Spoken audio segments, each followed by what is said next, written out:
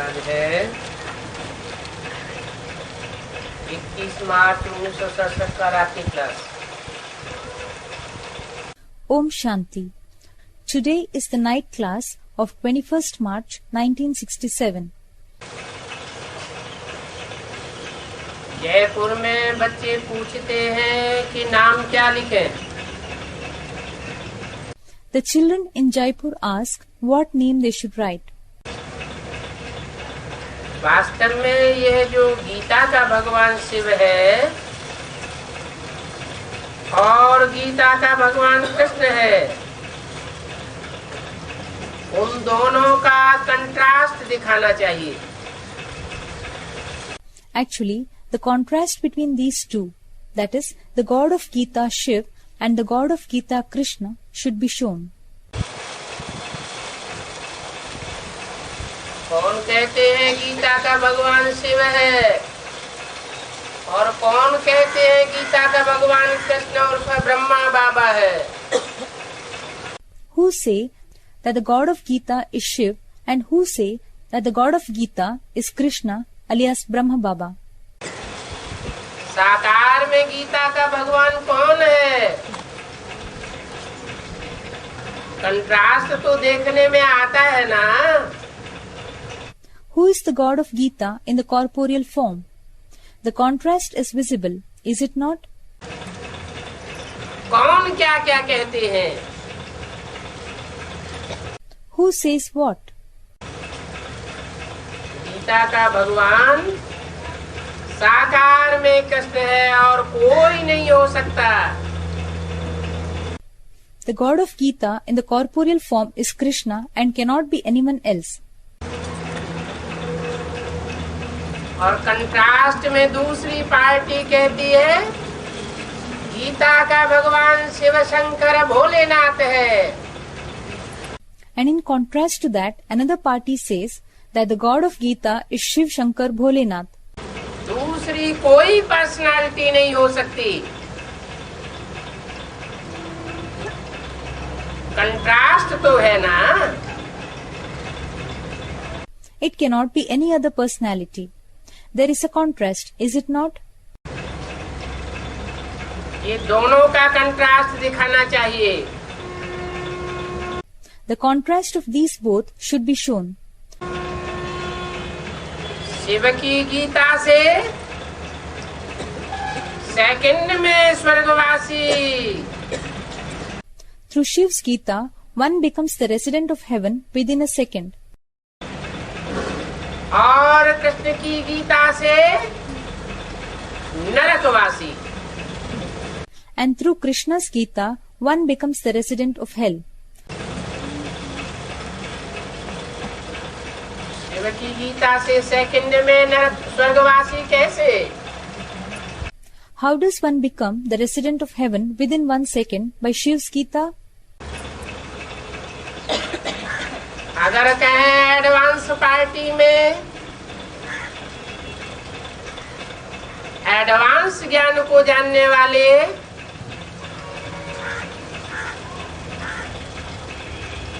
शिव की गीता को मानते हैं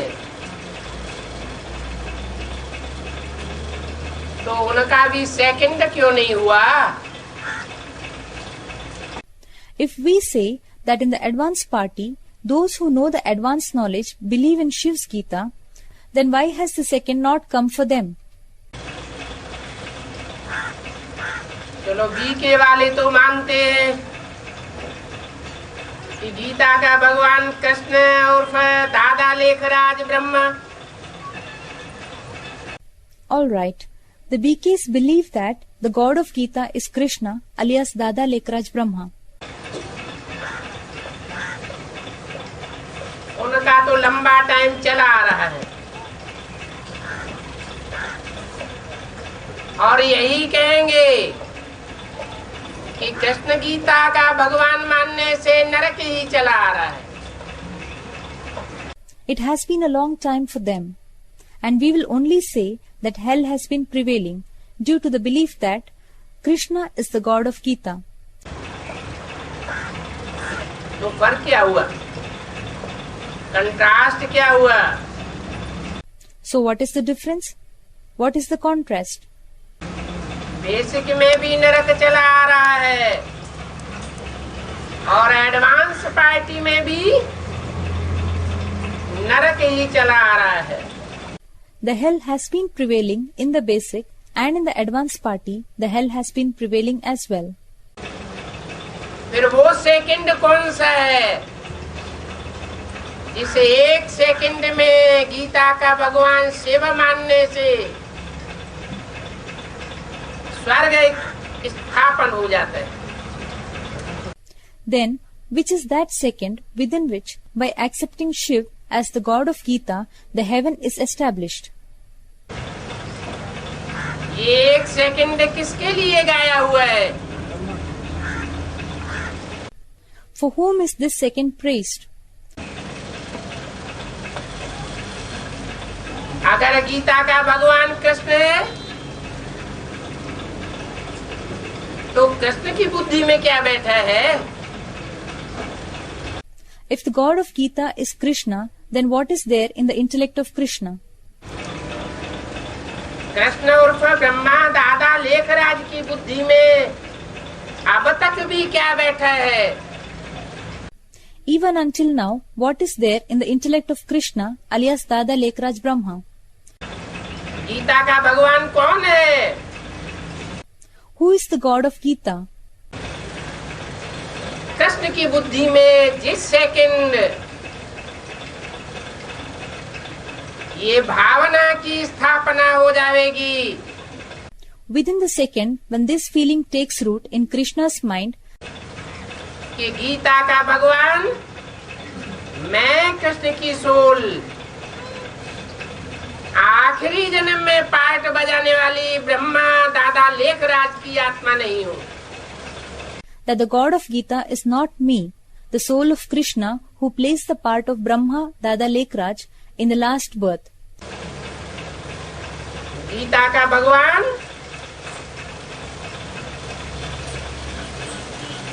शिव शंकर भोलेनाथ है.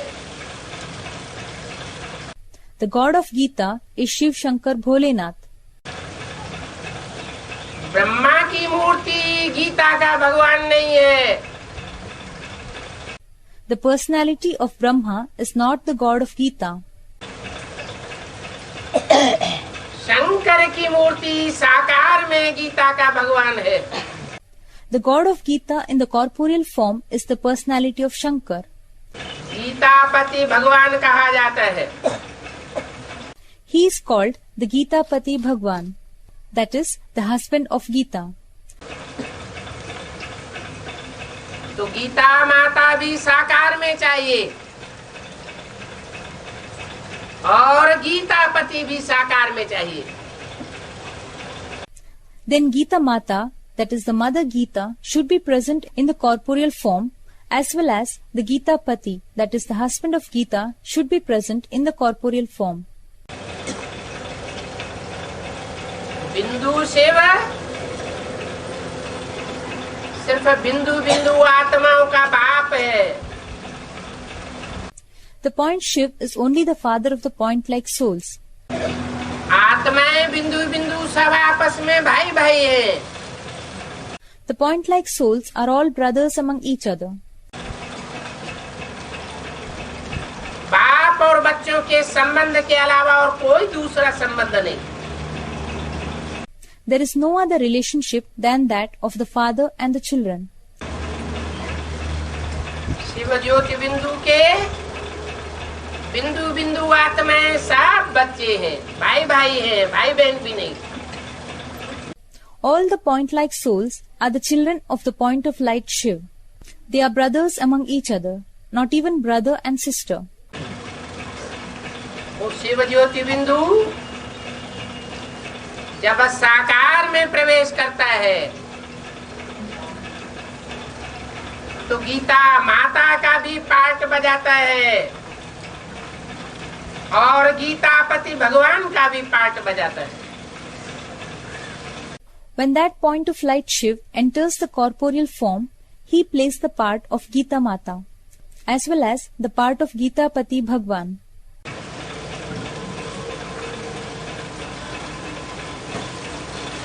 तो गीतापति भगवान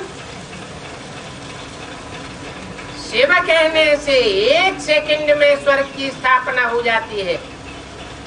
By saying Shiv is the Geetapati Bhagwan, in 1 second the heaven is established. लेकिन कौन कहेगा? But who will say? किसके कहने से स्वर्ग की स्थापना होगी? On whose saying will the heaven be established? एक के पतित बनने से सब पतित बन जाते हैं। When one becomes impure, everyone becomes impure. एक के पावन बनने से सब पावन बन जाते हैं। वो एक कौन? When one becomes pure, everyone becomes pure. Who is that one?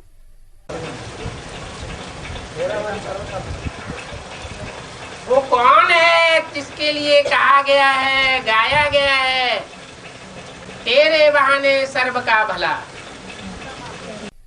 Who is that one for whom it is praised, it is sung, तेरे बहाने सर्व का भला? you are the reason for the benefit of all. इसके बहाने सर्व का भला? Who is the reason for the benefit of all? Shiv, वो तो है ही कल्याणकारी। Shiva is already the benevolent one. उसके बहाने तो कहा नहीं जा सकता। It cannot be said that he is the reason. और कल्याणकारी भी साकार में आकर के बनता है। Moreover, he becomes benevolent when he comes in the corporeal form. बिंदु जब तक बिंदु स्टेज में रहे, साकार में प्रवेश न करे, तो जैसे जड़वत। Until and unless the point remains in the stage of point and does not come in the corporeal form, it is as if non-living. जड़ चैतन्य मनुष्य सृष्टि का कल्याण नहीं कर सकता। A non-living thing cannot provide for the well-being of the living human creation. जब साकार में प्रवेश करे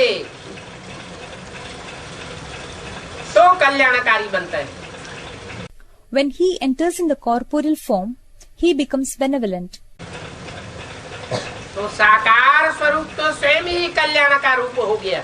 So, the corporeal form itself becomes a beneficial form, जिसमें वो राम बाप कहो, प्रजापति कहो, प्रजापिता कहो, उस रूप में संसार के सामने प्रत्यक्ष होता है। in which he is revealed to the world in the form of Father Ram or Prajapati or Prajapita. वो है गीतापति भगवान। He is the husband of Geeta, जिसका संगमयुगी मुख्य नाम मूर्ति का है Shankar. the main name of that form in the confluence age is Shankar, जो एकमात्र नाम है देवताओं के बीच में जो शिव के साथ जोड़ा जाता है। which is the only name among the deities that is joined with Shiv. Brahma का नाम नहीं जोड़ा जाता शिव के साथ। Brahma's name is not joined with Shiv. Vishnu का नाम भी नहीं जोड़ा जाता शिव के साथ। Vishnu's name is also not joined with Shiv. 33 crore देवताओं में से कोई भी देवता नहीं है सिवाय महादेव शंकर के जिसका नाम शिव के साथ जोड़ा जाता हो। Among the 33 crore deities, there is no deity except for Mahadev Shankar whose name is joined with Shiv. क्या कारण है? What is the reason? Shiv Shankar Bholenath इसलिए कहा जाता है He is called Shiv Shankar Bholenath because कि 3 पुरियों में जो शंकर की मूर्ति है वो शिव के बहुत नजदीक है। among the 3 abodes, the personality of Shankar is very close to Shiv. उससे जास्ती नजदीक और कोई मूर्ति नहीं है। No other personality is closer than him. उसके बाद नंबरवार Vishnu, After that is Vishnu number wise. और तीसरे नंबर पर ब्रह्मा की मूर्ति। And in the third number is the personality of Brahma. इसलिए नंबरवार 3 पुरियां गाई हुई है। That is why 3 abodes are praised number wise. ऊंचते ऊंच धाम के नजदीक Shankarpuri. Shankarpuri, the abode of Shankar, is nearest to the highest abode. उससे नीची स्टेज में Vishnupuri.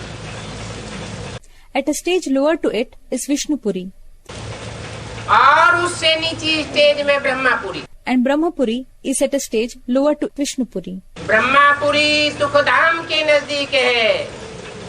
Brahmapuri is closest to the abode of sorrow, that is Dukhdham. इसलिए जब तक दादा लेखराज ब्रह्मा को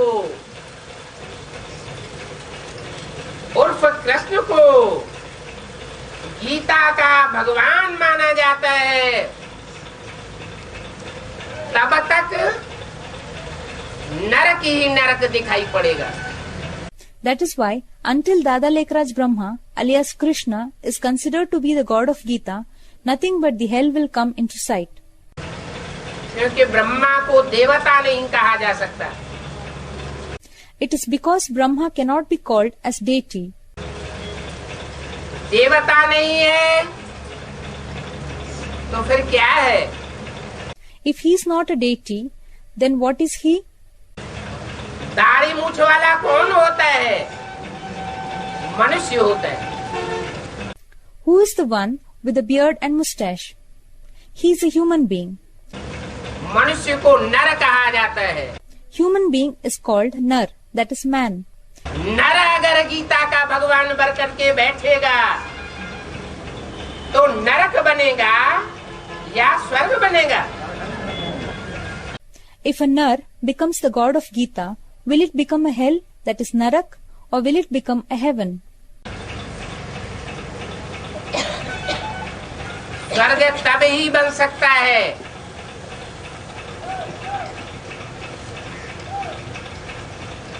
जब स्वर्ग की स्थापना करता मूर्ति स्वयं स्थिति में टिकी हुई हो।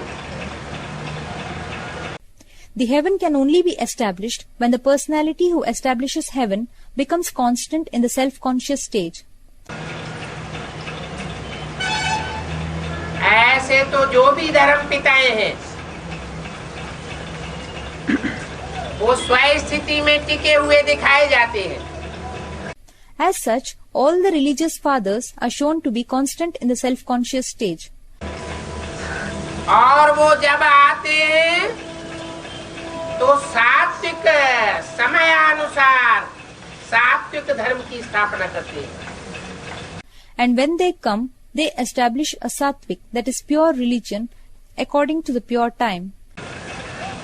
हर धर्म पहले सतो प्रधान, बीच में रजो प्रधान और लास्ट में तमो प्रधान होता है। Every religion is Sato Pradhan, that is purest in the beginning, Rajo Pradhan, that is semi-pure in between, and Tamo Pradhan, that is impure in the last. लेकिन वो धर्म पिताएं ब्राह्मा प्लेन अनुसार मध्यकाल में आते हैं। But those religious fathers come in the middle period according to the drama plan. सृष्टि के आदि काल में नहीं आते। They do not come in the beginning period of the world. सत्युगी सात्विक सृष्टि की स्थापना नहीं करते। They do not establish the pure world of the golden age. उसके लिए निमित्त नहीं बनते। They do not become instrumental in it. वो शिव ही है जो शंकर के साथ स्वयं स्थिति में रह करके स्वर्ग की स्थापना का निमित्त बनता है। It is Shiv alone who along with Shankar remains in the stage of consciousness of self and becomes instrumental in the establishment of heaven. लेकिन वो साधारण तन में आता है. But he comes in an ordinary body. साधारण तन में आने के कारण ये गीता में बोला गया है. He comes in an ordinary body. Hence, it has been said in the Gita.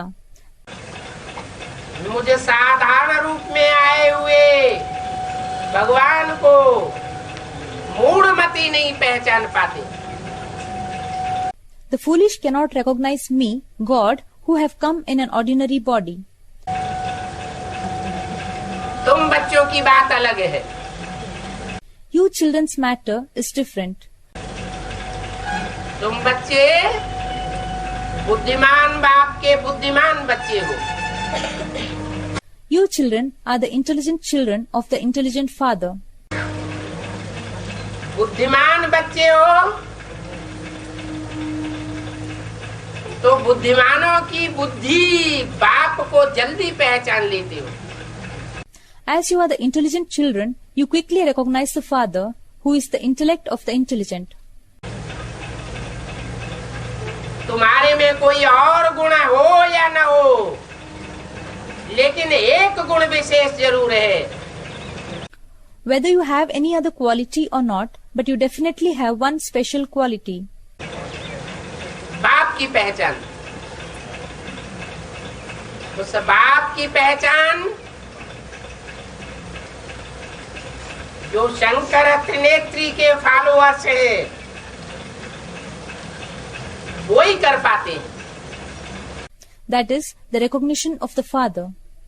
Only the followers of the Trinetri, three-eyed Shankar, can recognize that father. बाप को पहचानते हैं और प्रैक्टिकल में बाप से वर्षा लेते हैं. They recognize the father and also take the inheritance from him practically. Vishnu के फॉलोअर या वैष्णो देवी के फॉलोअर वो भी पहचानते हैं. The followers of Vishnu or Vaishnav Devi also recognize. लेकिन बाद में पहचानते हैं. तो जो पहले पहचानते हैं वो आगे आगे. But they recognize later on. Those who recognize first go ahead. बारात जाती है तो आगे कौन जाता है? When the marriage procession proceeds, then who walks in the front? दूल्हा जाता है और पीछे पीछे फॉलो कौन करता है? दुल्हन फॉलो करती है. It is the bridegroom. Who follows behind? The bride follows. तो वैष्णवी देवी और उसके फॉलोअर्स वो सब फॉलो करने वाले हैं. So, Vaishnav Devi and her followers are the ones who follow. पीछे पीछे बाप को पहचानने वाले हैं.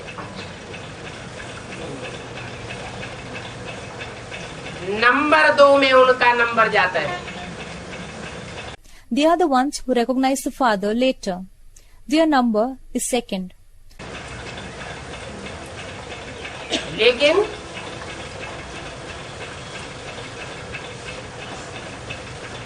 शंकर की मूर्ति और उसके फॉलो करने वाले या विष्णु और उस विष्णु मूर्ति को फॉलो करने वाले अगर बाप को पहचान लेवे. But if the personality of Shankar and his followers or Vishnu and his followers recognize the father, और तीसरी मूर्ति और उसके फॉलो करने वाले न पहचान पाए, and if the third personality, that is Brahma and his followers, are not able to recognize, तो त्रिमूर्ति शिव का गायन नहीं हो सकता. then Trimurti Shiv, that is Shiv through the three personalities, cannot be praised. फिर तो दो मूर्ति शिव कहा जाना चाहिए। Then he should be known as Do Murti Shiv, that is, Shiv through two personalities. तो तीसरी मूर्ति जब तक बाप को न पहचाने, गीता के भगवान को न पहचाने,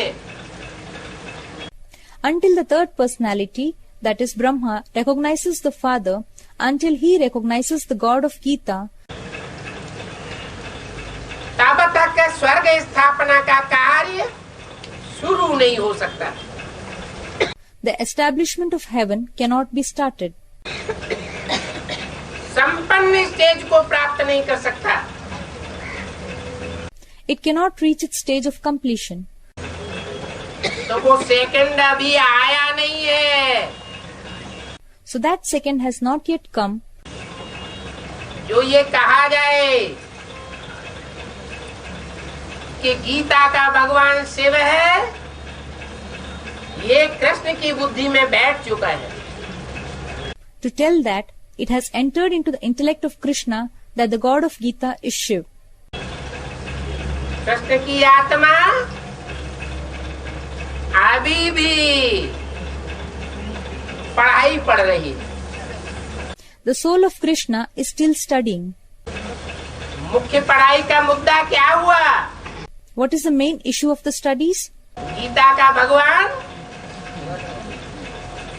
साकार कृष्ण उर्फ ब्रह्मा बाबा है, Whether the God of Geeta is the corporeal Krishna alias Brahma Baba, या निराकारी स्टेज को धारण करने वाला शिव शंकर भोलेनाथ है, or is it Shiv Shankar Bholenath who takes on the incorporeal stage? वो तो भक्त लोग चित्र बनाए देते हैं बिना समझे, The devotees make the pictures without understanding. Contrast भी दिखाते हैं। They even show the contrast. एक तरफ शिव ज्योति बिंदु का चित्र बनाए देते हैं, On one side, they make the picture of Shiv Jyotir Bindu, that is, point of light Shiv. और दूसरी तरफ कंट्रास्ट में बनाते हैं कृष्ण का चित्र। And in contrast, they make the picture of Krishna on the other side और लिख देते हैं गीता का भगवान शिव ज्योति बिंदु है, निराकार। and they write, God of Geeta is Shiv Jyotir Bindu, the incorporeal. Gita का भगवान साकार कृष्ण नहीं हो सकता।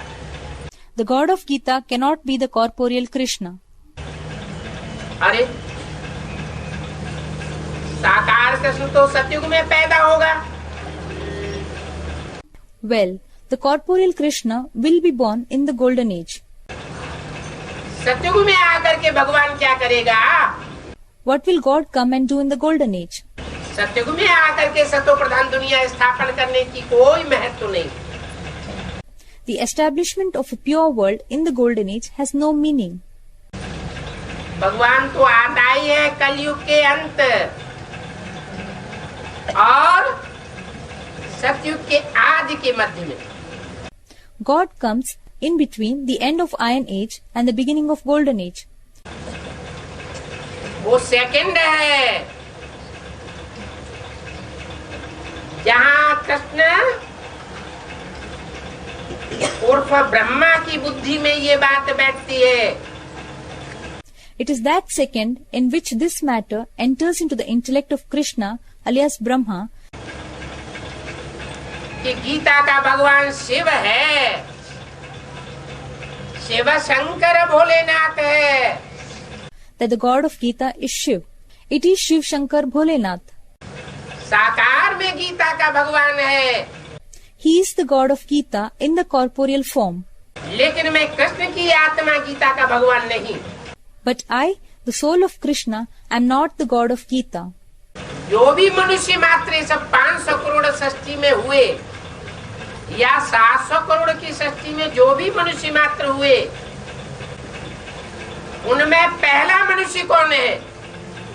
Who is the first human among all the humans in this 5 billion human world or in this 7 billion human world?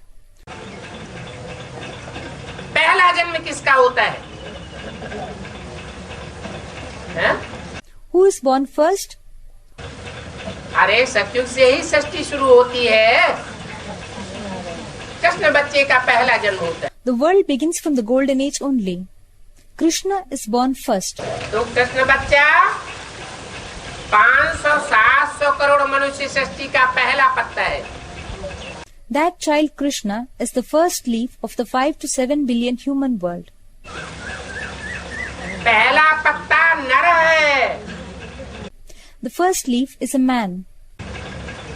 उस पत्ते को जन्म देने वाला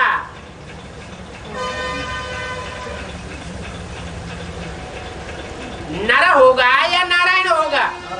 Will the one who gives birth to that leaf be a Nar or Narayan? उसे नर नहीं कहेंगे, नारायण कहेंगे। He will not be called a Nar, but he will be called Narayan. जिस नारायण की मंदिरों में पूजा होती है, The Narayan who is worshipped in the temples. सतयुग में पैदा होने वाले कृष्ण की मंदिरों में पूजा होती है क्या? होती है। Is the Krishna who takes birth in the golden age worshipped in the temples? Is he worshipped? सतयुग में और त्रेता में पैदा होने वाले कोई देवताओं की पूजा नहीं होती। The deities who are born in the golden and silver ages are not worshipped in the temples. ये पूजा का कनेक्शन संगम युग से है, जबकि भगवान इस सृष्टि पर आता है। The connection of this worship is with confluence age when God comes into this world और नर को नारायण बनाता है and transforms Nar, that is an ordinary man, to Narayan, that is a deity. हाँ जी। दादा लेखराज जो शरीफ हो गया और बन गया, इसकी बात है, लेकिन वो इसमें प्रवेश करके पाठ बजाते हैं, इसकी बात है। कृष्ण गीता का भगवान नहीं। A student is asking something about Krishna. Krishna is not the god of Geeta. माना नर रूप में पाठ बजाने वाला कृष्ण गीता का भगवान नहीं। Means that the one who plays the role in the form of a man is not the god of Geeta. मेरे बात सरल वाला किसकी बात है? जगदम्बा की है। जगदम्बा तो मूर्ति है। A student is asking something about Jagadamba. Jagadamba is an idol. कोई मंदिर में मूर्ति की स्थापना कराते हैं In any temple, an idol is installed. तो स्थापना मूर्ति की कर देने मात्र से ही पूजा होना शुरू होती है, या उसमें आत्मा की प्रतिष्ठा कराते हैं तब पूजा होती है? So does the worship begin simply by installing an idol, or does it begin when they consecrate it with a soul in it?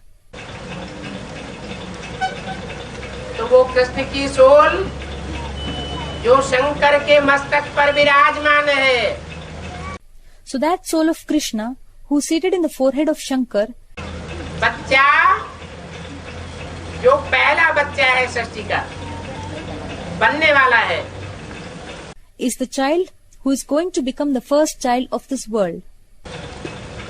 बाप की आस बच्चे में होती है The father has hopes on the child कि मेरा बच्चा मेरे से भी ऊंचे जाए, that my child should go higher than me. तो बाप की आस है। So it is the father's wish. Sir माथे पर रखा हुआ है वो बच्चा That child has been placed on the forehead. कि कब उसकी बुद्धि में ये बात बैठे कि गीता का भगवान मैं कृष्ण उर्फ दादा लेखराज ब्रह्मा की सोल नहीं हूँ। When will it enter his intellect that I, the soul of Krishna, alias Brahma Baba, am not the god of Geeta? Gita का भगवान कृष्ण को जन्म देने वाला नारायण ही है। The god of Geeta is the Narayan who gives birth to Krishna. जिस नारायण की याद से सबका याद का पुरुषार्थ बहुत सहज हो जाता है। The effort of everyone's remembrance becomes very easy by the remembrance of that Narayan.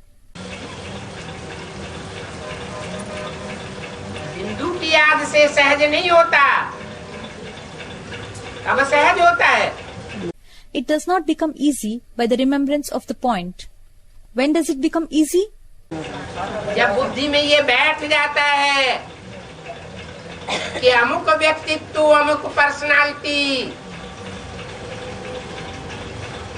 विश्व का कर्ता धर्ता, नर से नारायण बनने वाला है। When it enters the intellect that this particular person is going to become the controller of the world and Narayan from a man. तो सारा मदार गीता के भगवान के ऊपर है। ये बुद्धि में बैठने की बात है। The whole matter depends on the God of Geeta. It is a matter to be placed in the intellect. सवाल ये है कि इतने बच्चे जो बाप के सन्मुख बैठकर बाप को पहचान लेते हैं। The question is that there are so many children who sit in front of the father and recognize him. उनके बहाने सर्व का भला क्यों नहीं? Why does not the benefit of all take place on their pretext? जो कृष्ण के रूप में जन्म लेने वाला पहला बच्चा है सृष्टि का, उस आत्मा के ऊपर सारा मदार क्यों डाल दिया गया? Why is the whole matter made to depend on the first child of the world, that is, the soul who takes birth in the form of Krishna? नई दुनिया स्वर्ग का गेट खोलने के निमित्त माताएं बनती है। The mothers become instrumental in opening the gates of the new world, the heaven. पुरुषों को सबको दुर्योधन दुशासन कहा गया। All the men are called as Duryodhan and Dushyasan. जो भी रुद्रमाला के मणके हैं, जिन्हें शिव बाबा कहते हैं तुम बच्चे, All the beads of Rudramala, whom Shiv Baba calls you children, सन्मुख बैठ करके पढ़ाई पढ़ने वाले, and who sit face to face with him and study, वो सब पुरुष वृत्ति के हैं। all of them are of male attitude. पुरुष तन भी और पुरुष वृत्ति भी दुर्योधन दुशासन वाली है। Both the male body as well as the male attitude are like of Duryodhan and Dushyasan. इसलिए वो नई दुनिया स्वर्ग की गेट खोलने के निमित्त नहीं बन सकते। That is why they cannot become instrumental in opening the gates of the new world, the heaven. स्वर्ग के गेट खोलने के लिए निमित्त शिवाचार्य बनाते हैं माताओं को। Shivacharya makes mothers instrumental in opening the gates of heaven. वो शंकराचार्य कहते रहे गीता को नारी नरक का द्वार है। That Shankaracharya kept on saying, women are the gateway to hell. और ये शिवाचार्य आकर के कहते हैं नारी नरक का द्वार नहीं है। And this Shivacharya comes and says that the women are not the gateway to hell. नारी स्वर्ग का द्वार खोल सकती है। Women can open the gates to heaven. नारी की भर्त्सना करके, नारी से घृणा करके जो दूर भागते हैं, Those who defame the women, those who feel aversion to the women and run away, उसे परिवर्तन नहीं कर सकते। they cannot change her. क्योंकि कलयुग के अंत में आसुरी संप्रदाय नारी मात्र को अबला बनाए देता है। Because at the end of the Iron Age, the devilish community makes the women section weak. Supreme soul Shiv सर्वशक्तिवान इस साकार सृष्टि पर प्रकट हो करके अबला नारी को सबला बनाते हैं। The Almighty Supreme Soul Shiv by getting revealed in this corporeal world, makes weak women strong. Shiv की शक्ति बनाते हैं. He makes them Shiv Shaktis, that is, the power of Shiv. नरक बनाने वाले जो नर हैं, वो प्रयास फिर भी करते हैं. Still, men, that is Nar, who make the hell, make every endeavor कि ये शिव की शक्तियां मेरी बनकर के रहे. that these Shiv Shaktis should remain theirs. तो वो नरक बना देते हैं. So they make the hell. वैश्यालय बना देते हैं. They make brothels. ऐसे तो सन्यासी फॉलो करते हैं. As such, the sannyasis follow them. शिवो हम कह के भगवान बनने का प्रयास करते हैं. They call themselves God, Shivoham, and attempt to become God. वो भी माता को माता ही कहते हैं. दरवाजे पर जाकर के माता से बोलते हैं, माता भिक्षाम देहि. They call the mother as mother too. They go to the doors and say to the mother, Mata Bhiksham Dehi. That is, O mother, alms please. यादगार तो सब भारत की है, संगम युग की है. These are reminders of India and of the confluence age. चित्र दिखाते हैं कि अन्नपूर्णा माता ने शंकर को भिक्षा दी. They show a picture that Annapurna Mata gave alms to Shankar. अब शंकर में प्रवेश किया हुआ शिव भगवान स्थूल भोजन की भिक्षा लेने आवेगा क्या? Now, will God Shiv, who has entered Shankar, come begging for material food? भोजन कहा जाता है याद को. Remembrance is called food. याद की खुराक है. It is the diet of remembrance. और ज्ञान का पेय है. And the drink of knowledge, ज्ञान का पानी है. the water of knowledge. ज्ञान का जल है. तो भोजन की भिक्षा मांगते हुए जो सच्चा सच्चा शिवोहम है, So, the one who has been shown begging for food is the true Shivoham. जो शिव उसमें प्रवेश करके बोलता है, The Shiv who enters into him and speaks. मुख से नहीं बोलता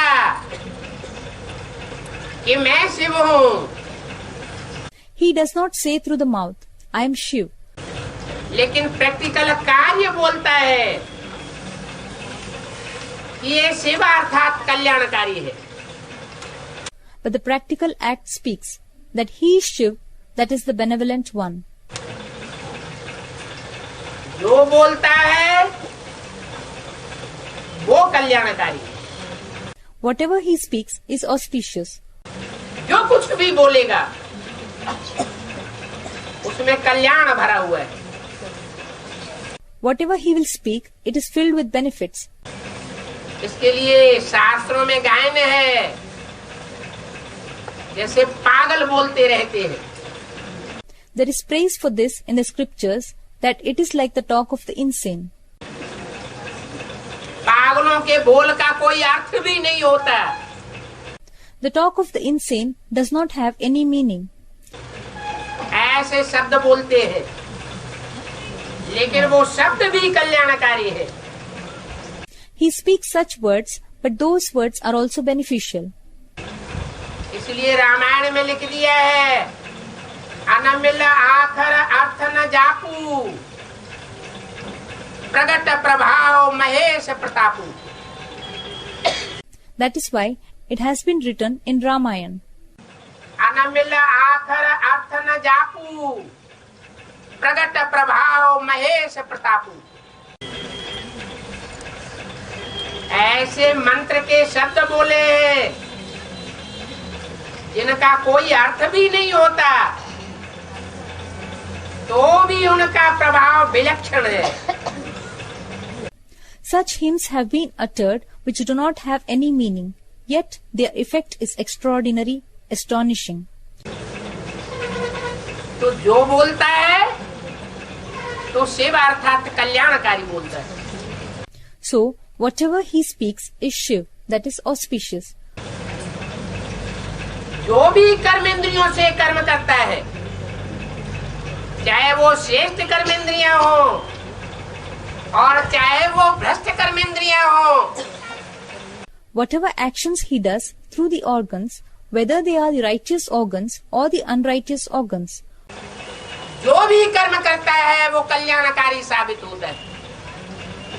whatever actions he does, they prove to be auspicious. अकल्याण का नाम निशान नहीं। There is no name and trace of inauspiciousness. ये हुई वाचा और कर्मणा की बात।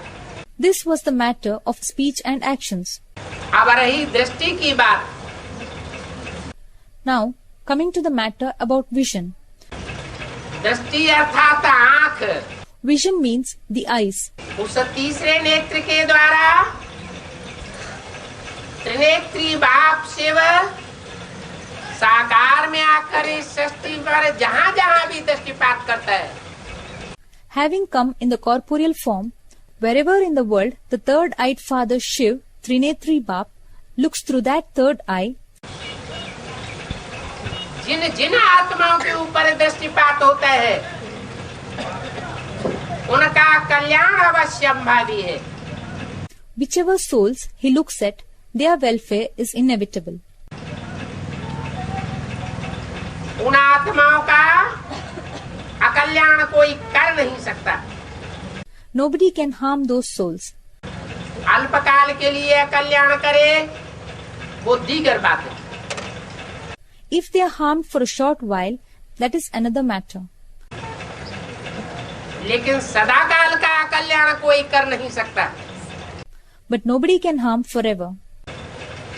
उसकी दृष्टि मात्र से एक सेकंड की दृष्टि के लिए दुनिया तड़पती है। The world longs to get his drishti just for a second. भगवान की कृपा दृष्टि जिसके ऊपर हो जाए,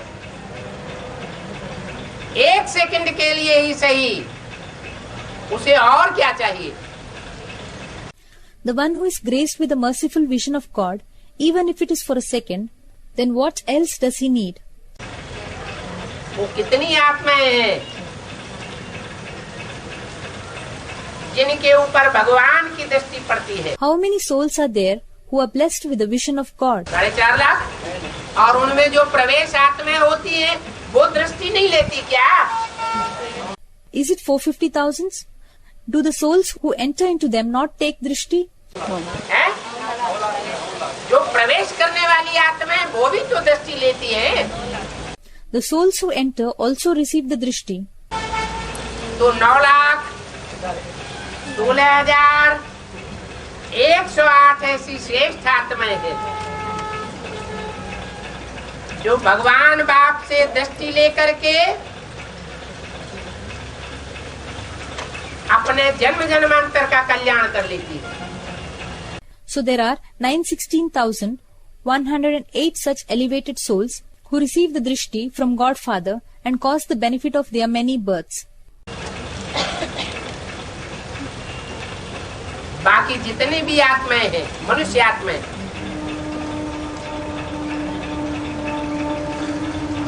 वो न सन्मुख आकर के दृष्टि ले पाती है और न अपना उतना कल्याण कर पाती है। The rest of the human souls who are there can neither come and receive the drishti face to face, nor can they cause much benefit to themselves. कुछ न कुछ देहधारियों की कृपा दृष्टि के नीचे आ जाती है। To some extent, they come under the merciful vision of the bodily beings. देहधारियों की कृपा दृष्टि उनका कल्याण कर देती है। The merciful vision of the bodily beings brings inauspiciousness on them. कलाएं कम कर देती है, जन्म कम कर देती है। It decreases their celestial degrees. It decreases the number of their births. वो आत्माएं इस सत्य रूपी रंगमंच पर ऑलराउंड पार्ट बजाने के काबिल नहीं रहती। They do not remain capable of playing an all-round part on this world drama stage. कमजोर आत्मा बन जाती है, They become weak souls क्योंकि ये जान लेती है कि भगवान इस सृष्टि पर आया हुआ है, फिर भी देहधारियों को अपना बाप बना लेती है। Though they come to know that God has come down on this earth, but still they make the bodily beings as their father. अपना सरपस्त बना लेती है, As their master. भगवान बाप कहते हैं अगर अपना पूरा ही कल्याण करना है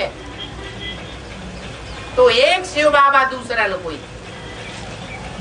Godfather says, if you want to benefit yourself completely, then one Shiv Baba and none else. अगर दूसरे कोई से मत ले अथवा अपनी मन मत चलाई तो अकल्याण जरूर करेंगे। If you take anyone else's opinion or if you followed your own direction, then they will definitely bring bad fortune to you. अकल्याण की शूटिंग जरूर होगी, अकल्याण की रिकॉर्डिंग जरूर हो जाएगी। The inauspicious shooting will definitely take place. The inauspicious recording will definitely take place. अभी बाप कहते हैं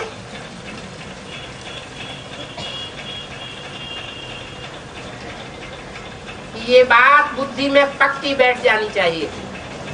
Now Father says that it should sit firmly in your intellect कि कोई भी मनुष्य मात्र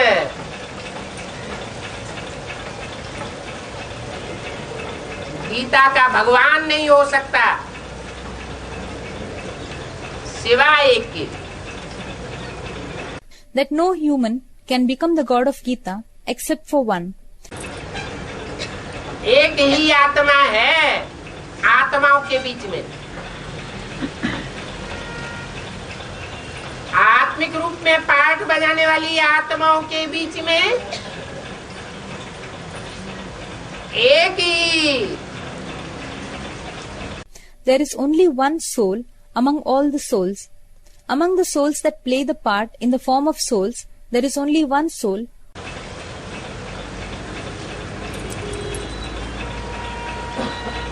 आत्मा इसकी सत्यनारायण की कथा गाई जाती है। For whom the Satyanarayan Katha, that is, the story of the true Narayan, is praised. Hero पाठधारी आत्मा। सत्य लक्ष्मी की भी कथा नहीं गाई जाती। He is the soul who plays the role of a hero. There is no praise of the story, even of the true Lakshmi. वो हीरो पाठधारी आत्मा परमात्मा पाठ बजा सकती है। The soul who plays the role of hero can play the part of the Supreme Soul, that is Paramatma. बाकी जो सन्यासी ये नारा लगाते हैं आत्मा सो परमात्मा, और एडवर्टाइजमेंट कर दिया है कि जो भी आत्मा है सब परमात्मा का रूप है, ये असंभव बात है। As regards the slogan that is raised by the monks, that is Atma so Paramatma, soul so the Supreme Soul, and they have advertised that all souls are the form of Supreme Soul. That is an impossible thing. एक ही आत्मा निमित्त बनी हुई है, जो परमपिता परमात्मा के बाद परमात्मा पाठधारी बनती है। Only one soul is made instrumental who just next to the Supreme Father, Supreme Soul, assumes the role of the Supreme Soul. परमात्मा पाठ का मतलब ये हीरो पाठधारी। एक रंगमंच पर दो हीरो नहीं होते हैं, The part of Paramatma means the role of hero. There are not two heroes on one stage. अगर कोई दूसरा हीरो बनने का प्रयास करता है तो वो हीरो बनने के बदले क्या साबित हो जाता है? विलियन साबित हो जाता है। If someone else makes the effort to become the hero, then what does he turns to be instead of becoming a hero? He is proved to be a villain. एक तरफ राम और दूसरी तरफ विलियन Ravan. On one side is Ram and on the other side is Ravan, the villain. Ravan क्या करता है? What does Ravan do? Ram की पत्नी सीता के ऊपर कंट्रोल करना चाहता है। He wants to control Sita, who is Ram's wife. ये कंट्रोल करने से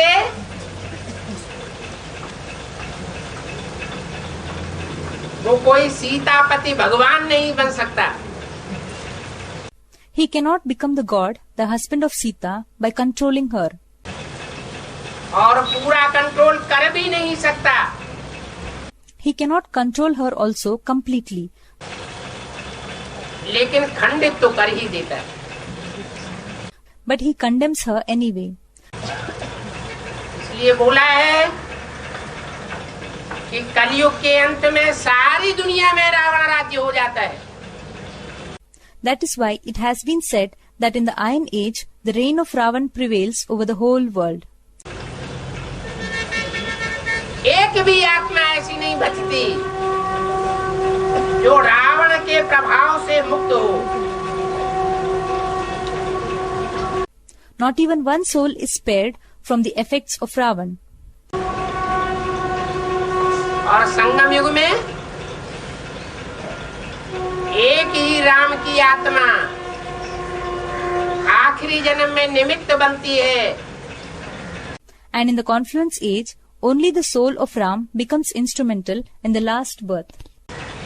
जिसमें शिव सुप्रीम सोल प्रवेश करके मुकर्रर रथ का पाठ बजाता है।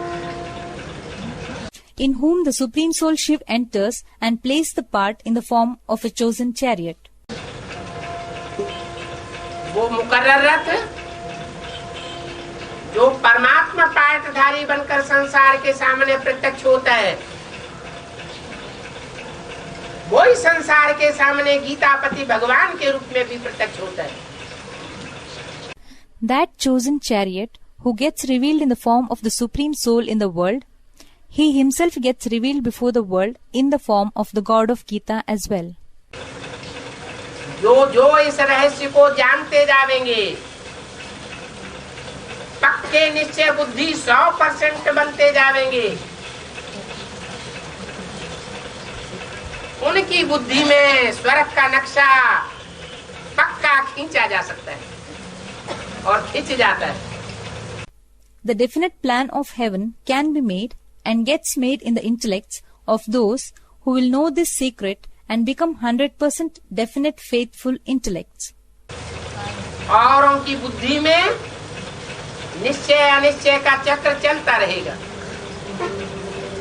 In others' intellect, the cycle of faith and faithlessness will keep on going on. तो बोला कि शिव की गीता से सेकंड में स्वर्गवासी बन सकते हैं। So it was said, one can become the resident of heaven in a second through Shiv's Geeta. और कृष्ण की गीता से नरकवासी बन पड़े हैं। And through Krishna's Geeta, they have become the residents of hell. वो एक सेकंड में नरक से स्वर्ग बना देता है। कौन? He transforms the hell into heaven in 1 second. Who?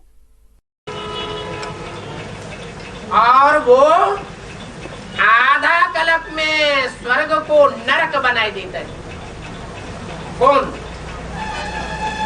And he transforms the heaven into hell in half a cycle. Who? इसको रावण कहा जाता है। एक तरफ राम और दूसरी तरफ Ravan. He is called Ravan. On one side is Ram and on the other side is Ravan. Ravan ने आधा कल्प के अंदर 2500 वर्ष के अंदर इस दुनिया को रौरव नरक बनाई दिया। Ravan made this world into a miserable, terrible hell within half of a cycle, that is in 2500 years. और शिव बाप आकर के जब प्रत्यक्ष होते हैं संसार के सामने, जिसके लिए गायन है, and when Father Shiv comes and gets revealed to the world, then there is praise for that time. पुरुषोत्तम संगम युग भी है, that there is a Purushottam confluence age. Purushottam means the most elevated. पुरुषोत्तम वर्ष भी है, पुरुषोत्तम मास भी है। There is a Purushottam year also. There is also a Purushottam month. पुरुषोत्तम बनने का पुरुषोत्तम दिन भी है और पुरुषोत्तम बनने की पुरुषोत्तम घड़ी भी नुदी हुई है।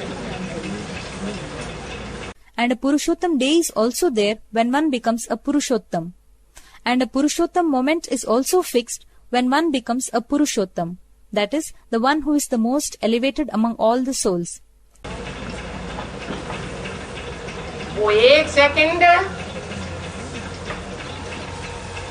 जिस आत्मा के लिए पहले पहले निमित्त बनता है, उसके लिए गायन है। ब्रह्मा सो विष्णु कितनी देर में? एक सेकंड में। There is praise, Brahma so Vishnu, for the soul for whom, first of all, that 1 second becomes instrumental. In how many seconds? In 1 second.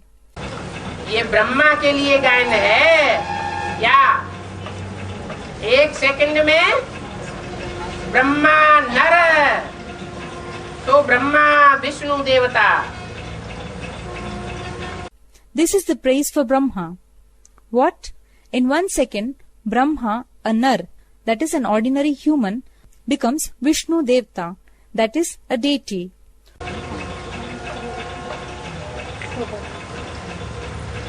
ये बुद्धि में बात परिवर्तन कब होती है? When does this matter get transformed in the intellect? जब कृष्ण उर्फ ब्रह्मा की बुद्धि में ये पक्का बैठ जाए कि गीता पति भगवान मैं नहीं हूँ। It is when it enters firmly into the intellect of Krishna, alias Brahma, that I am not the Gita Pati Bhagwan. मैं तो यज्ञ के आदि में भी गीता माता का बच्चा बना था और अंत में भी जब प्रत्यक्षता होगी तो ये पक्का बुद्धि में बैठ जाएगा कि मैं गीता माता का बच्चा हूँ, पहला बच्चा। I had become her child at the beginning of the yajna, and in the end also, when the revelation takes place, it will become firm in the intellect that I am the child of Gita Mata, the first child.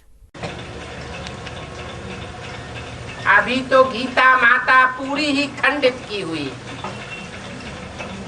Now Gita Mata is completely ruined, polluted.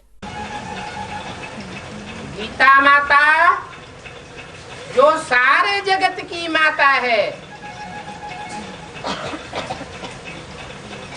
वो गीता माता ही जब खंडित हो जाए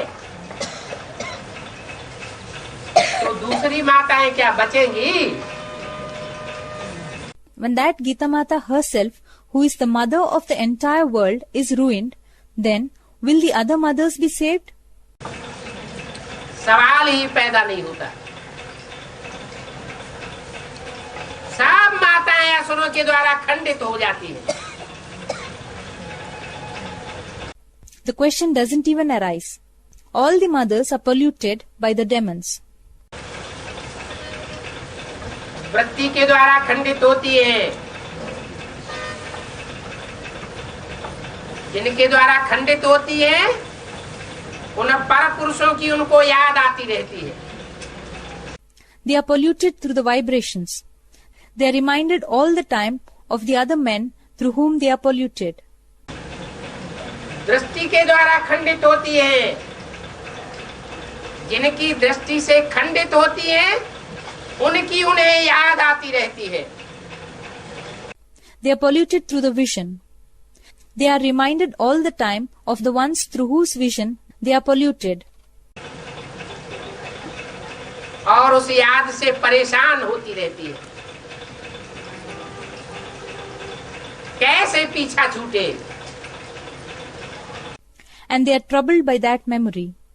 How to get rid of them? सिर्फ दृष्टि वृत्ति की ही बात नहीं, कलयुग के अंत में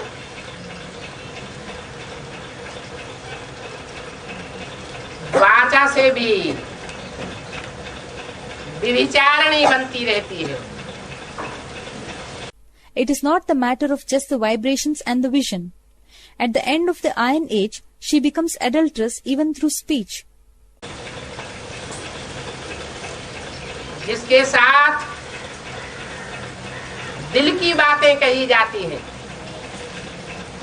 उसे दिलावर कहा जाता है। The one to whom we say our heart's feelings is called dilavar, that is a sweetheart.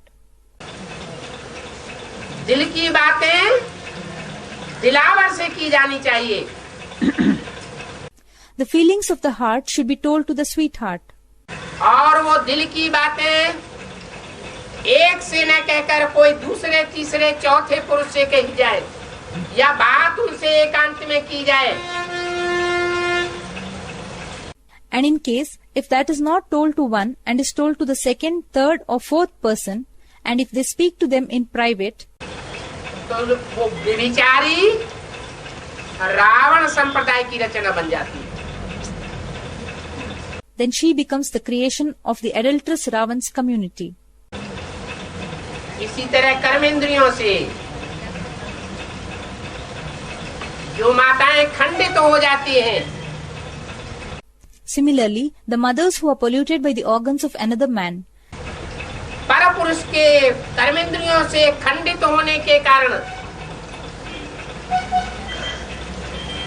उनको जीवन भर वो याद सताती रहती है और दुख देती रहती है। then that memory polluted by the organs of another man troubles them all their life and also gives them sorrow. जैसे सीता रावण की जेल में दुखी थी, Just like Sita was sorrowful in the jail of Ravan, बाप शिव इस सृष्टि पर आकर के इस विचार को बंद करा देते हैं। Father Shiv comes to this world and puts an end to this adultery.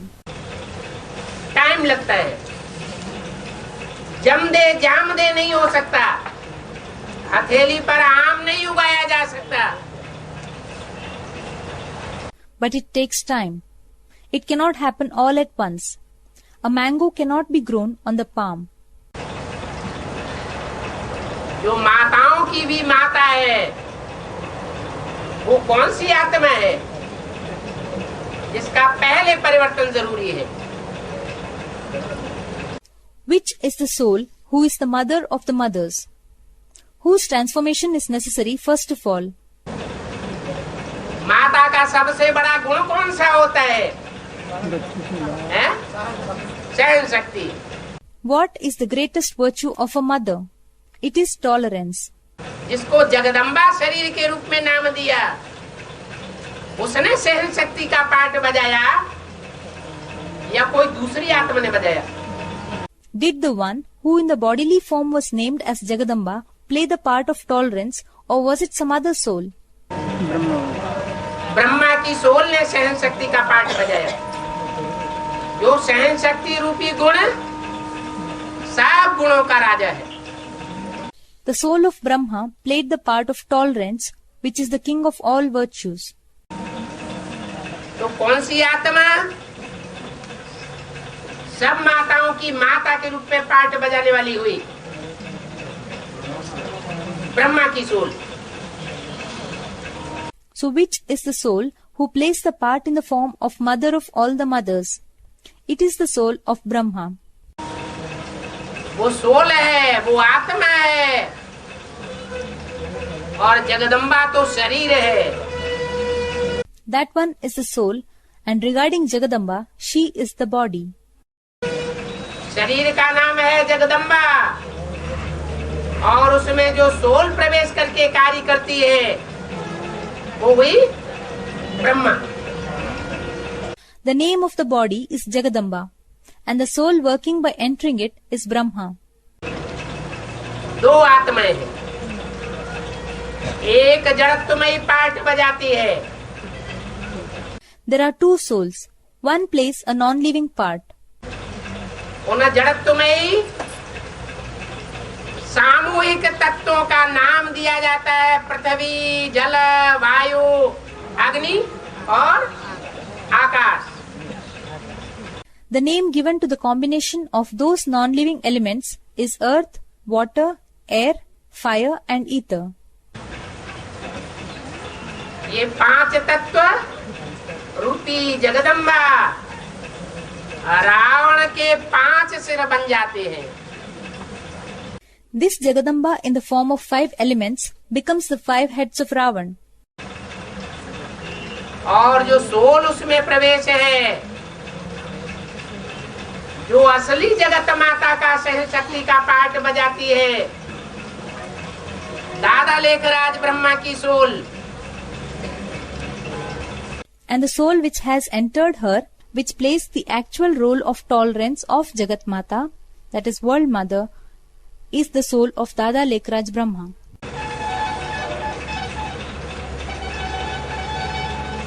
वो उन 5 तत्वों को कंट्रोल करने वाला, 5 तत्वों से बने हुए इस विशेष प्रकृति माता के शरीर को कंट्रोल करने वाला बन जाता है। He is the one who controls the 5 elements, that is, the special body of Mother Nature, which is made up of 5 elements, और विकृति पैदा करता है संसार में, and brings forth vices into the world. उन विकृतियों में 5 विकार मुख्य गाये हुए हैं। Among those vices, the 5 vices are famous, जो रावण के पहले पहले सिर माने जाते हैं। which are considered to be the first heads of Ravan. प्रकृति स्त्री स्वरूप है, Nature is the female form, और रावण के सिर पुरुष रूप है। and the heads of Ravan are the male form.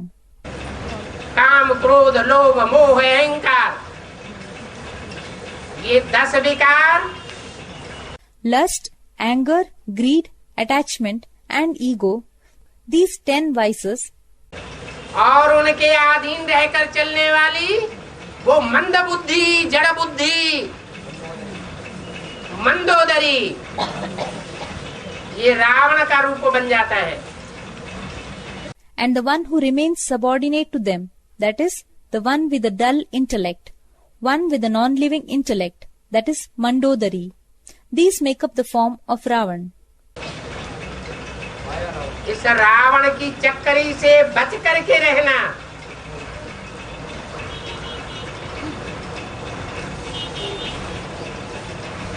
ये बड़े बड़े महावीरों का ही काम है। To remain safe from the trap of this Ravan is the work of the great warriors. आदि में हर आत्मा सतो प्रधान होती है, In the beginning, every soul is Sato Pradhan, that is pure. और अंत में हर आत्मा तमो प्रधान बन जाती है। And in the end, every soul becomes Tamo Pradhan, that is impure. चाहे वो राम की आत्मा ही क्यों न हो या कृष्ण की ही आत्मा क्यों न हो, whether it is the soul of Ram or the soul of Krishna. सतयुग के आदि में जो सतो प्रधान, वो कलयुग के अंत में तमो प्रधान बन जाता है. The one who is pure at the beginning of Golden Age becomes impure at the end of Iron Age. इसलिए बाबा ने मुरली में बोला, राम ही रावण बनता है और कृष्ण ही कंस बनता है. That is why Baba has said in the Murli, Ram himself becomes Ravan and Krishna himself becomes Kans.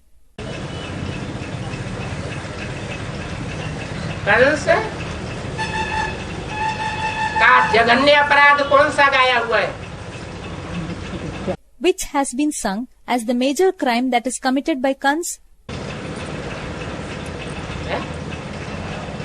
कन्या को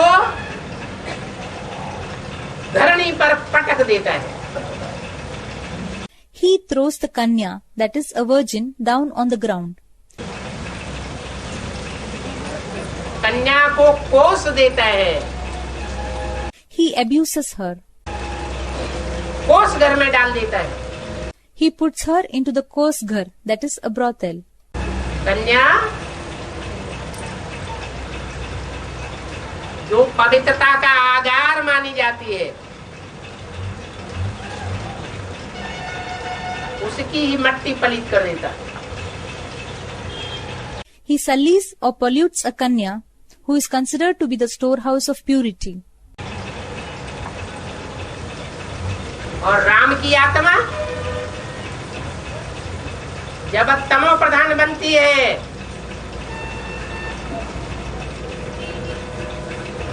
तो वो शरीर के रूप से शंकर का पाठ बजाने वाली बनती है. And when the soul of Ram becomes Tamo Pradhan, he becomes the one who through the bodily form plays the role of Shankar. क्योंकि शरीर के ऊपर नाम पड़ता है शंकर. भला आत्माएं तीन कार्य करती हैं. It is because the name is given to the body, even though there are three souls playing their part. तीन आत्माओं का संकरण होता है.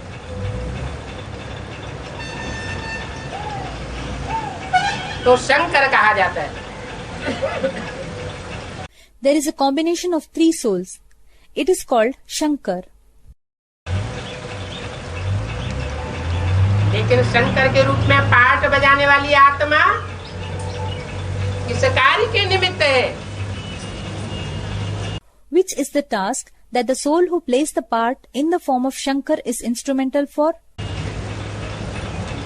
शंकर का मुख्य पाठ क्या है? तीसरा नेत्र खोला और विनाश. What is the main part of Shankar?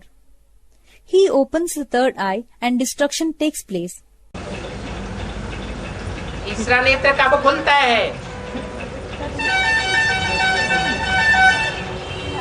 When does the third eye open? जब राजा हरिश्चंद्र का निर्मोही राजा का पाठ बजाया जाता है. When the role of the detached king, that is King Harishchandra, is played. मैं आत्मा ज्योति बिंदु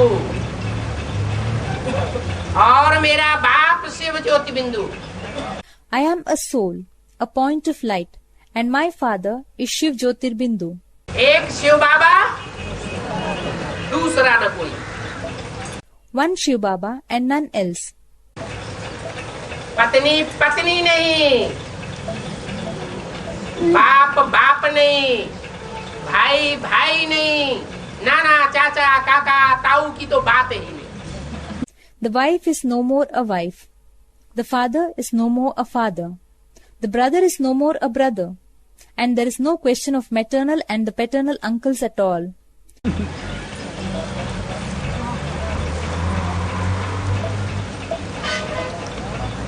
सारी सृष्टि का जो आसुरी सृष्टि है,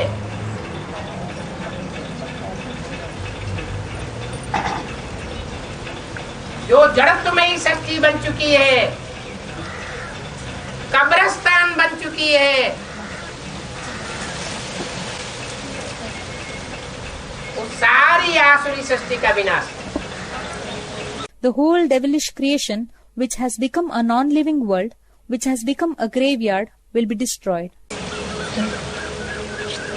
बुद्धिमान देवताएं होते हैं या बुद्धिमान असुर होते हैं? Are the deities intelligent or are the demons intelligent? ज्यादा बुद्धिमान कौन होते हैं? Who are more intelligent? ज्यादा सात्विक बुद्धि किसकी होती है? Who have more pure intellect?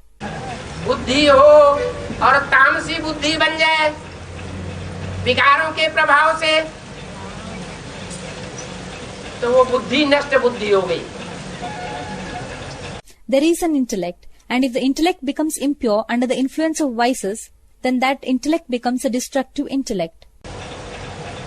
तो देव बुद्धि जो देवताएं हैं 16 कला संपूर्ण, सर्वगुण संपन्न, संपूर्ण अहिंसक, मर्यादा पुरुषोत्तम. The deities who are 16 celestial degrees complete, who are completely virtuous, completely non-violent, and highest among all in following the code of conduct, वो हैं बुद्धिमान बाप के बुद्धिमान बच्चे, are the intelligent children of the intelligent father, जिनके संगमगी स्वरूप की यादगार मंदिरों में पूजी जाती है. The reminder of their confluence aged form is worshipped in the temples. उनके सतयुगी रूप की पूजा नहीं होती. Their golden age forms are not worshipped. वो बुद्धिमान बाप के बच्चे विनाश के निमित्त नहीं बनते. Those children of the intelligent father do not become instrumental in destruction. स्थापना के निमित्त बनते. They become instrumental in establishment. लेकिन जो त्रिमूर्ति शिव बाप है, उसका काम है स्थापना भी कराता है. But the father Trimurti Shiv's task is to do establishment, पालना भी कराता है और विनाश भी कराता है. give sustenance as well as to do destruction. विनाश के लिए एक मूर्ति निमित्त बनी हुई है. काहे का विनाश करती है? One personality is instrumental for destruction. What does he destroy? जड़त्वमयी का विनाश करती है या बुद्धिमान बाप के बुद्धिमान बच्चों का विनाश करती है? Does he destroy the non-living or does he destroy the intelligent children of the intelligent father? जो जड़त्वमयी सृष्टि है, जो असुर भगवान बाप को नहीं पहचान पाते, बुद्धिहीन है.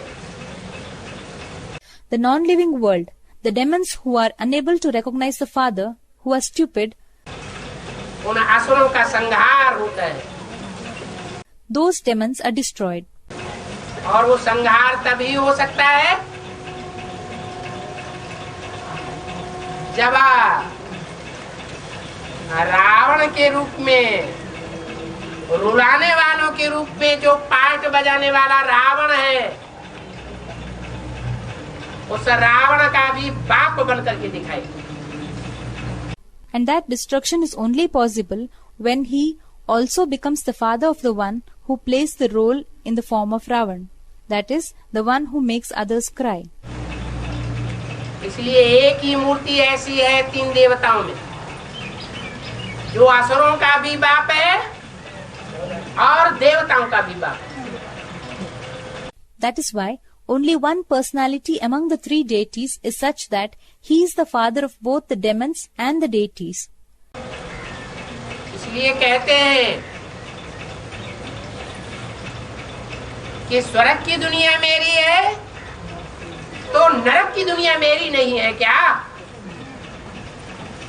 That is why he says, if the world of heaven is mine, then is not the world of hell mine?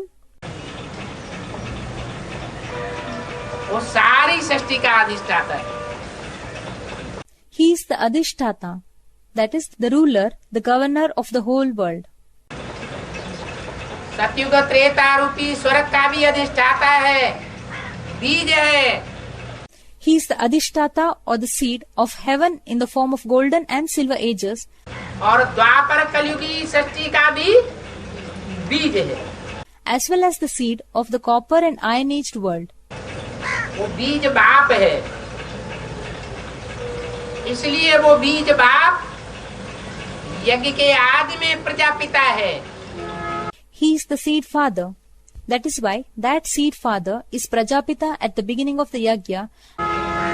और अंत में सारी प्रजा का पति है।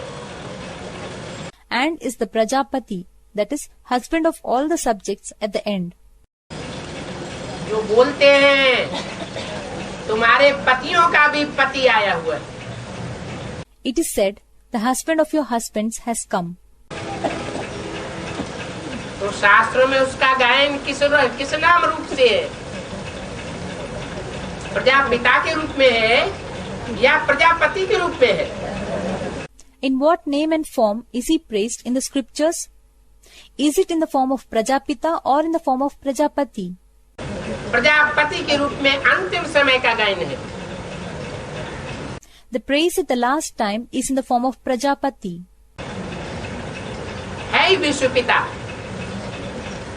विश्व पिता कहो, विश्वपति कहो, बात एक ही हो जाती है। He is the Vishwapita, that is the father of the world. Whether you call him Vishwapita, that is the father of the world, or Vishwapati, the husband of the world, it becomes the same.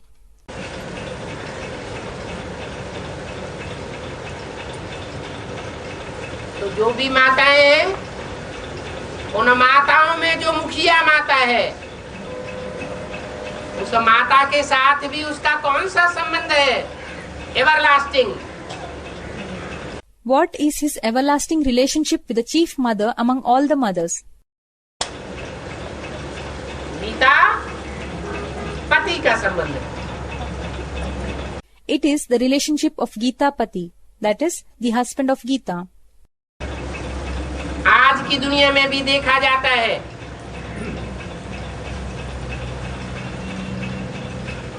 कि पति पत्नी को अपने नक्शे कदम पर चलाता है। It is seen in today's world also that the husband makes the wife walk on his footsteps. और जब बच्चों की पैदाइश हो जाती है, बच्चे बड़े हो जाते हैं, And when the children are born, when they grow up, पति बूढ़ा हो जाता है या मृत्यु को पा जाता है, तो माता किसके अंडर दी कंट्रोल चलती है? किसके नक्शे कदम पर चलती है? बच्चों के नक्शे कदम पर चल पड़ती है। and if the husband grows old or dies, then under whose control does the mother come? Whose footsteps does she follow? She starts following the footsteps of the children. उनकी, उस माता की या ऐसी माताओं की रक्षा करने वाला पाति मानवपति कौन हुआ? Then who is the husband, that is the protector who protects her or such mothers? वो आज की दुनिया की बात है, ये कलयुगी दुनिया की बात है। This is a matter of today's world. This is the matter of the Iron Age. जो भी बच्चे हैं, बड़े होने के बाद माता को अपनी मुट्ठी में ले लेते हैं। When the children grow up, they take the mother into their clutches. माता कितना भी समझाने की कोशिश करती है, तो भी अपनी ही चलाते हैं। However much the mother tries to explain to them, they still continue to have it their way. इस परंपरा का सूत्रपात किसने किया? अरे कोई ने तो सूत्रपात किया होगा। Who did the beginning of this tradition? Well, someone must have done the beginning. चलो संगम युग में सूत्रपात होता है हर बात का, लेकिन किसके द्वारा शुरुआत हुई? Okay, everything begins in the confluence age. But through whom did it begin? यज्ञ के आदि में राम वाली आत्मा तो फेल होकर के चली गई। At the beginning of the yajna, the soul of Ram failed and left. Anishchay बुद्धि बनी, माना मृत्यु को प्राप्त हो गई। It became of a faithless intellect, means it died. लेकिन माता यज्ञ में जीवित रही या न रही? जीवित रही। But did the mother remain alive in the yagya or not? She remained alive. माता तो स्त्री का चोला है।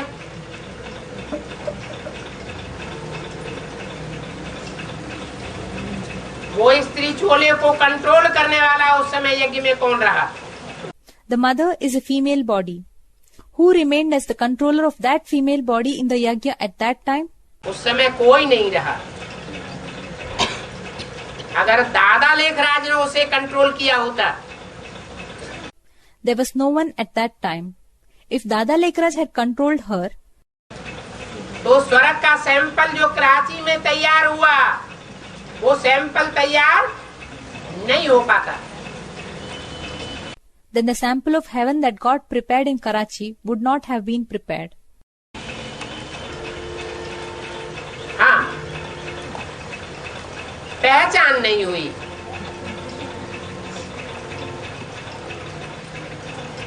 इस यज्ञ में सरपरस्त कौन था और सरपरस्त अब कौन है?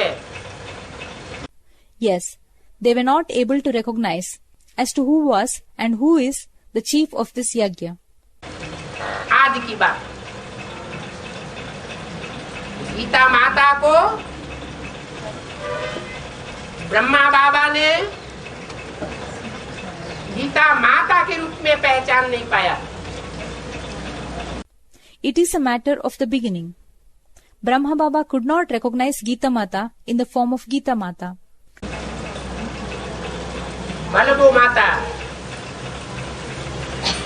बचपन के उस कृष्ण का पार्ट की शूटिंग करने वाले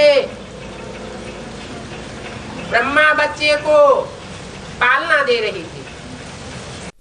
Even though that mother was giving sustenance to the child Brahma, who was doing the shooting of the childhood of Krishna.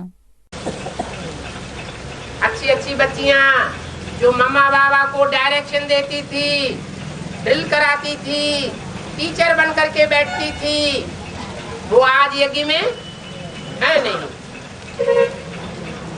Very good children who used to give direction to Mama and Baba, who used to conduct the drills, who used to sit as the teachers, they are not there in the yagya today. खलास हो गए। तो बाबा को बुद्धि में ये आया कि मैं श्रेष्ठ पुरुषार्थी हूँ। They are finished. So, this came into Baba's intellect that I am a superior effort maker. मैं खलास नहीं हुआ, और जो अच्छे अच्छे बच्चे बच्चियां थी वो सब खलास हो गए। I did not get finished. All the rest of the good children who were there got finished. उस माता के प्रति श्रद्धा विश्वास भावना रही या बाद में उखड़ गई? उखड़ गई। So, did faith, loyalty and feelings for that mother last, or was it removed later? It was removed. वहीं से उनकी बुद्धि में बैठ गया कि मैं ही शिव भगवान का मुकर्रर रथ हूँ। From then on, it entered into his intellect, I am the chosen chariot of God Shiv. और वाणी चल पड़ी। ब्रह्मा के द्वारा वो वाणी 68 तक चलती रही। And the narration of the Vani began. That Vani went on until the year 1968 through Brahma.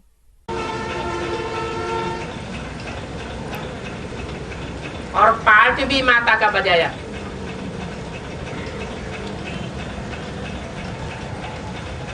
बच्चे में ज्यादा पावर होती है या माता में ज्यादा पावर होती है? and he played the part of a mother. Is there more power in the child or in the mother? पहली रचना तो माता है, लेकिन अव्वल नंबर रचना है क्या? The first creation is of course the mother, but is she the number one creation? है? अव्वल नंबर रचना माता नहीं होती। The number one creation is not the mother, क्योंकि माता का एक विशेष स्त्री चोले का अवगुण है। कौन सा? मोह। because the mother has one special bad quality of female body. What is it? It is attachment. मोह मार देता है। वो मोह चाहे साकार चोले में हो। Attachment defeats them. Whether that attachment is in the corporeal body और चाहे अव्यक्त बने हुए सूक्ष्म शरीर वाला मोह हो। मोह के कारण माता नीचे जाती है। or is the attachment of the subtle body of the one who has become subtle. The mother goes down due to attachment. अगर बच्चों में वो ममत्व न रहे तो माता बहुत ऊंची स्टेज को पकड़ सकती है। If that maternal affection is not there in the children, then the mother can attain very great heights. इसलिए माताओं को ही शिव आकर के शिव शक्ति बनाते हैं और उनका मोह नष्ट कराए देते हैं। That is why Shiv comes and makes the mothers into Shiv Shaktis, and he destroys their attachment. वो माताएं ही महाकाली का रूप धारण करके इस आसुरी सृष्टि के आसुरी बच्चों का संहार करती है। Those mothers only take on the form of Mahakali and destroy the demoniac children of this demoniac world. असुर संहारणी का प्रैक्टिकल रूप धारण करती है और शिव के नक्शे कदम पर चलती है। They take on the practical form of the destroyer of the devils and follow the footsteps of Shiv. फिर बच्चों की बात नहीं मानती, बच्चों के इशारे पर नहीं चलती। Then she does not listen to the children. She does not follow the directions of the children. क्योंकि इस आसुरी सृष्टि में सारे ही बच्चे नंबरवार पुरुषार्थ अनुसार असुर बन जाते हैं। Because all the children become number-wise demons in this devilish world.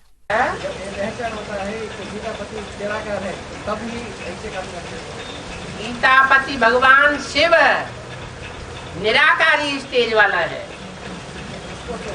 उसको बुद्धि में धारण करती है।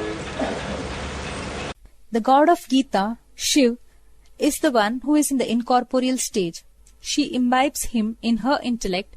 और पाठ ऐसा विचित्र बजाती है। बाप अड़भंगा है तो माता भी अड़भंगा पाठ बजाती है। And she plays such a wonderful part. The father is crooked, plays such a part. Hence the mother also plays a crooked part. अड़भंगा माना बुद्धि में कुछ और बाहर के कर्मेंद्रियों की चाल चलन और वाचा से कुछ और। Crooked means that there is one thing in the mind and the behavior of the external organs and the speech express another thing. इसलिए महाकाली का जो चित्र दिखाया जाता है वो शंकर की छाती पर स्थूल रूप में देखा जाता है, पांव रखा हुआ है। That is why the picture of Mahakali shows that she has kept her foot on Shankar's chest.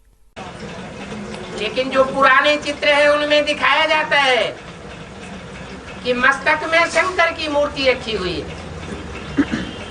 But in the old pictures, it is shown that the figure of Shankar has been depicted on her forehead. उसी में शिव शंकर भोलेनाथ विराजमान है, माना शिव की शक्ति है। Shiv Shankar Bholenath is placed in the intellect means that she is Shiv Shakti, the power of Shiv. और बाहर से कर्मेंद्रियों के द्वारा लोगों को ये समझ में आता है कि ये काला पार्ट बजाने वाली है। And from the external organs, people understand that she is the one who plays the dark part. विचित्र बाप के विचित्र बच्चे हैं और विचित्र उनका पार्ट है। The wonderful children of the wonderful father and their parts are also wonderful. परंतु वो पार्ट वैष्णवी देवी के पार्ट जैसा पार्ट नहीं है। But that part is not like the part of Vaishnav Devi. तो बोला है माया की तुल संवादी का part. That has been said to be the part of Maya's Tulsambaji. That is, one thing from within and another from outside.